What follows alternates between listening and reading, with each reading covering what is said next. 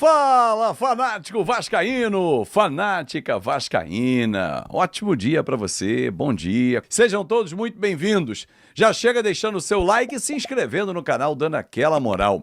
Vamos falar de dinheiro, porque Gabriel Pec segue rendendo frutos ao Vasco da Gama e pode render muito mais, principalmente se ele se destacar nessa temporada. Eu vou explicar para você como. Recebemos o vice-presidente jurídico, Felipe Carregal. Diversos assuntos foram abordados, mas esse, investidor. Tem um investidor que está mais à frente. Não fui eu que contei essa história.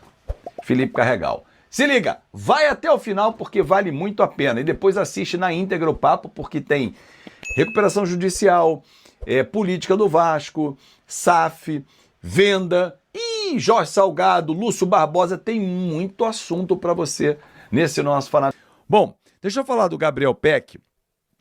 Gabriel Pec foi vendido no ano passado, ainda à época com o Alexandre Matos. E eu lembro que eu fiz até um vídeo, tá aqui no canal, foi na época, foi até num short, tá? Era um domingo. Eu lembro que foi um domingo, eu recebi a informação e confirmei à época, inclusive com o próprio Alexandre Matos, que o Pec pediu para sair, né, para ser negociado, a proposta apareceu e ele foi jogar no LA Galaxy, na MLS.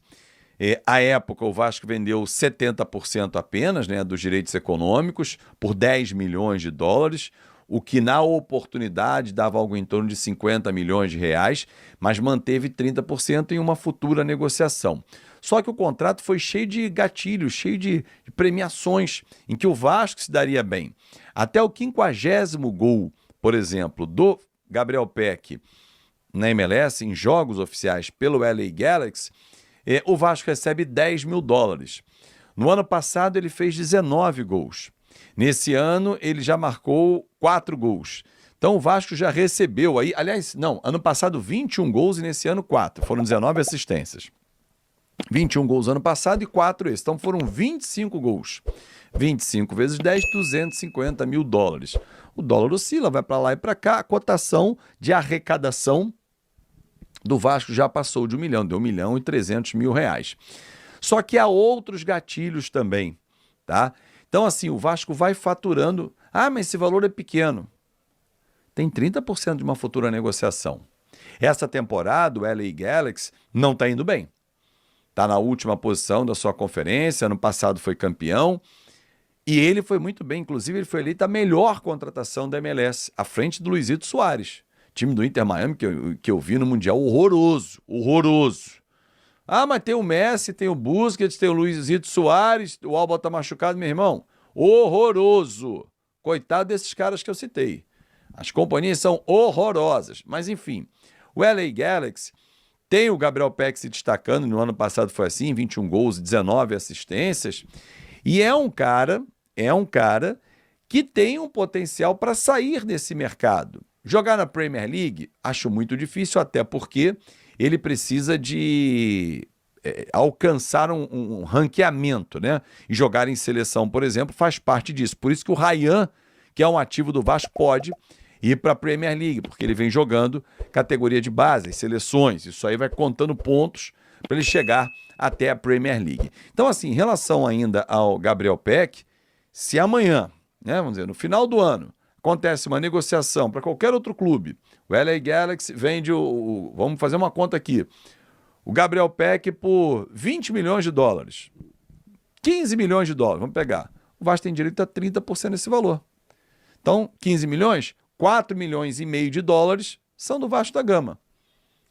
Os 10 milhões lá da frente, lá de trás, o Vasco já recebeu. Esses 4 milhões e meio, o Vasco vai receber. Fazendo uma conta rápida aqui, a gente está falando de mais de 25 milhões de reais. Aí você tem que somar a compra inicial e essa. Para você dizer, opa, peraí. Então ele não saiu por 50. 50 mais 25, então foi 75. Pô, Fábio, mas ele hoje não caberia no Vasco? Caberia. Mas a época em que saiu, você queria ele no Vasco? Você não acha, ou você não achava à época, que se aparecesse uma oportunidade, fosse bom para o Vasco também, não era importante? Ah, não, Fábio, eu não achava não. O moleque estava voando, tinha evoluído, concordo com você, tinha que ficar. Mas isso é um desejo nosso. não de quem paga a conta, e principalmente do atleta, que à época pediu ao Vasco para ser negociado. Pô, apareceu uma proposta legal, vou ganhar bem, vou morar em Los Angeles, uma oportunidade, um mercado novo para eu abrir. E cara, isso é muito bacana. Diferentemente da condução da negociação do Léo Jardim, que eu não vou mais falar sobre isso aqui até ter um fato novo. Mas é bem diferente a condução, a saída do clube. O PEC saiu, meu irmão, bem, portas abertas, Thales Magno voltou para o Brasil. Porque o PEC não pode voltar e o Vasco ser o seu clube para voltar? Nada impede. O Thales estava no New York City. Então, não vejo problema nenhum. Agora, fato é que o PEC, mesmo à distância, com um contrato que foi bem feito, pelos motivos que já indiquei aqui, continua rendendo frutos ao Vasco. É pouco. Existe o mundo ideal e o mundo real. No mundo ideal, os números têm que ser cada vez maiores. Mas no mundo real, para o que o PEC vinha, vale lembrar que o Vasco vinha de Série B. Série B. Tinha jogado uma Série A que quase foi rebaixada de novo para a Série B. Então isso o mercado sabe.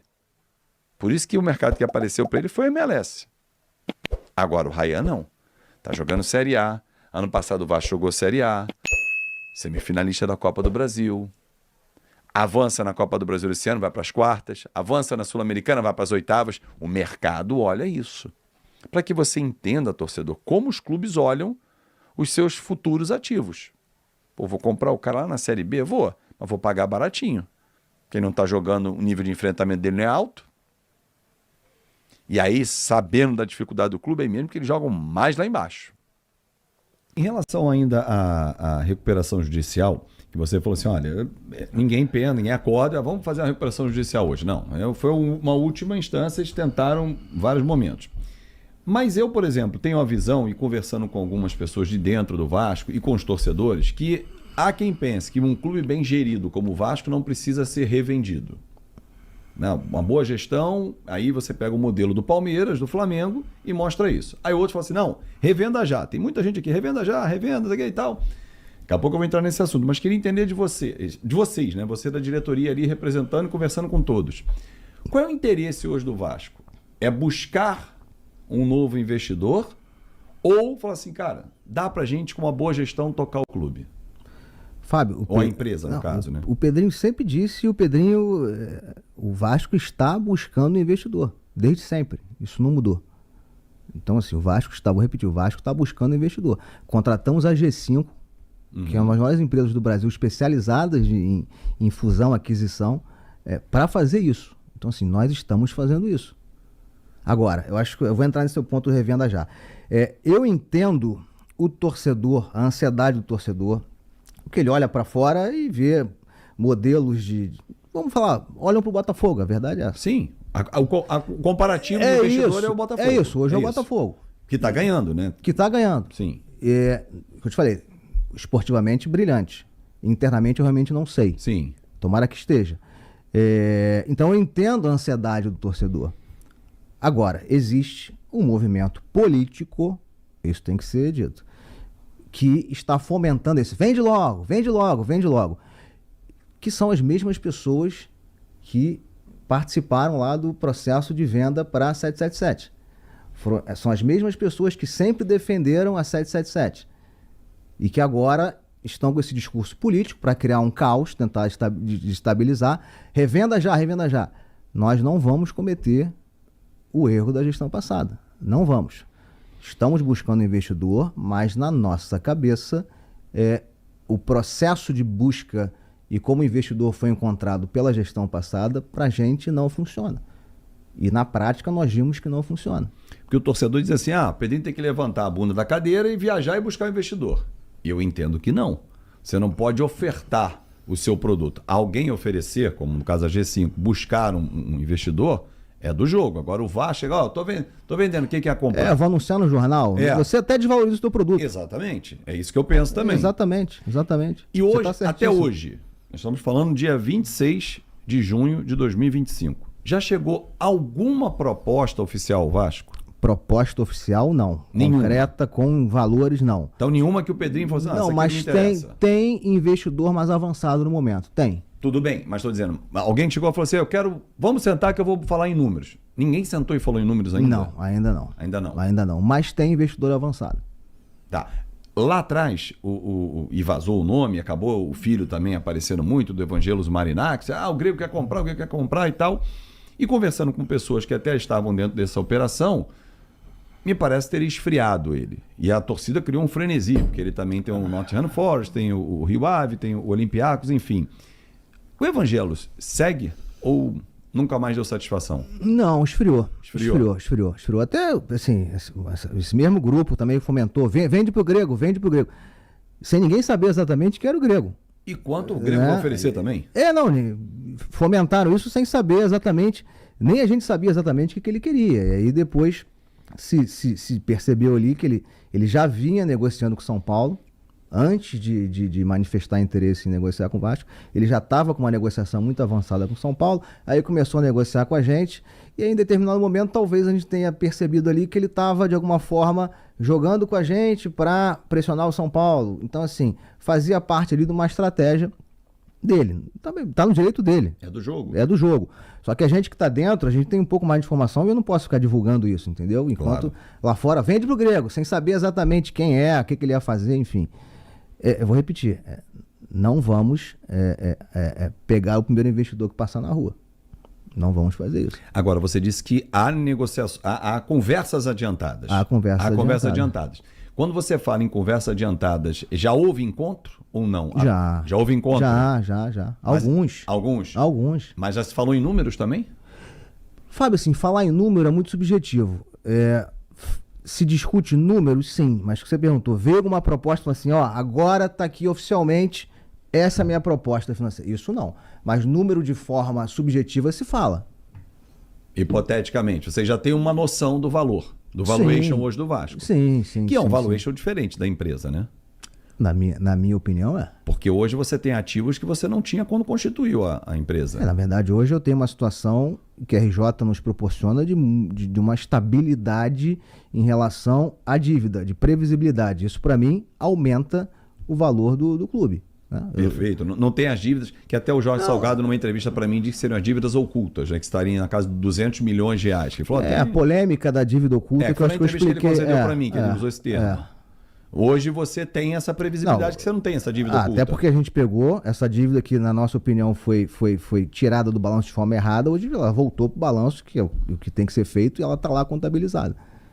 Então hoje, se o investidor quer comprar o Vasco, vai apresentar todas as dívidas, o plano da recuperação judicial uma vez já aprovado. Em relação à dívida, hoje está totalmente descoberto. Assim, estou falando transparente, você tem tudo. A gente, para entrar em RJ, teve que levantar tudo. E eu já falei isso. Tinha gente no RCE que já tinha recebido, tinha gente que nem sabia que era credor do Vasco. Então, assim, uma zona. Hoje não. E aí, pessoal, beleza?